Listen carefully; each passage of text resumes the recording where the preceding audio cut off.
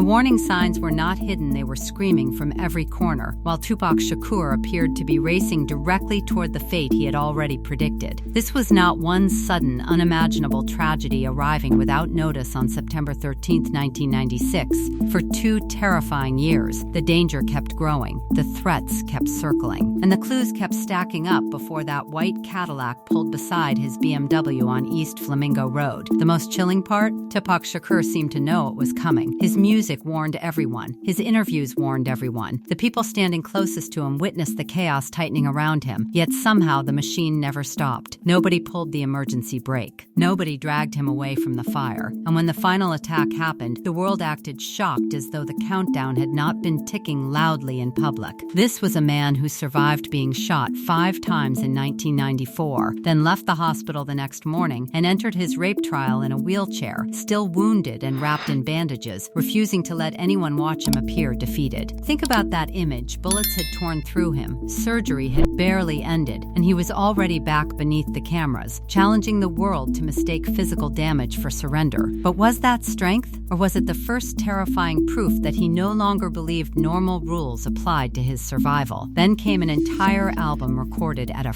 frightening pace, 7 songs in 7 days, sounding less like ordinary music and more like unfinished business being settled before a funeral. Every lyric appeared heavier, every shadow seemed darker, every reference to death felt disturbingly personal. Then there was the music video. Tupac Shakur filmed himself leaving an event, being shot, and dying inside an ambulance. That video was released only 2 days after his real death. 2 days. How does anyone look at that coincidence without feeling a cold shiver? It was almost as though art had copied a future nobody wanted to admit was approaching. Looking backward, the timeline resembles a horror story where the audience can see the danger, recognize the trap, and scream for someone to turn around, but everyone on screen keeps walking forward. And the details surrounding that final night only make the mystery feel uglier. His bodyguard was reportedly ordered out of the car. His bulletproof vest, the protection he regularly trusted, was left behind. The FBI already possessed a file involving threats against his life before Las Vegas. Then the closest witness,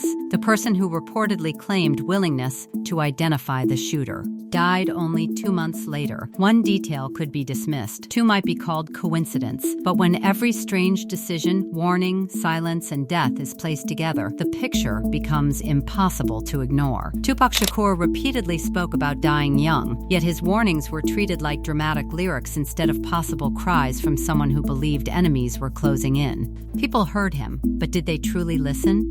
Not soon enough. Not seriously enough. This is not merely the story of the most iconic murder in hip-hop history. This is the story of every visible alarm surrounding a 25-year-old man whose defiance made him legendary and perhaps dangerously difficult to save. This is Tupac, the warning signs nobody saw. And the deeper the timeline goes, the more disturbing those signs become. Before going deeper, if you are serious about winning in the rap game, everything needed to understand how audiences grow, why labels suddenly begin reaching out, and how people make money inside this industry without ever touching a microphone has been placed into one ebook.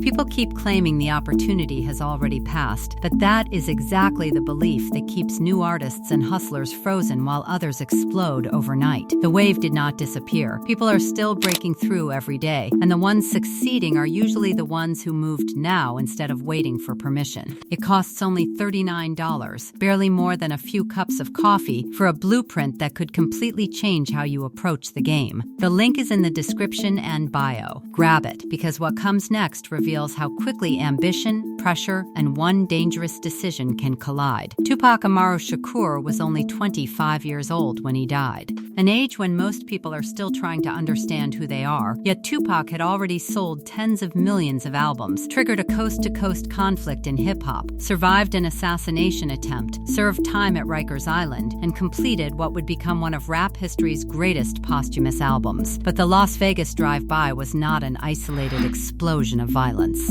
It was the brutal final link in a chain stretching backward for at least 2 years. years, through shootings, rivalries, music, business moves, and a paranoia that appeared to grow darker with every passing month. Every decision carried another warning, and every warning seemed to be swallowed by momentum until stopping no longer looked possible. The real countdown takes us back to November 30th, 1994, on a freezing New York City night inside the lobby of a recording studio that would permanently alter hip-hop history.